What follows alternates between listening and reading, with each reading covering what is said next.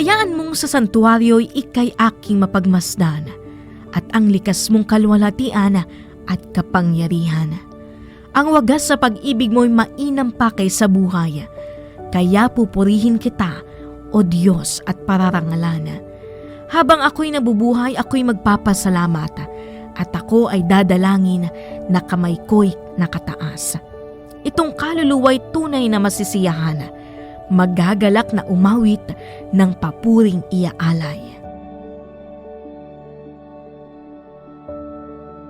Mga awit 63, versikulo 2 hanggang 5.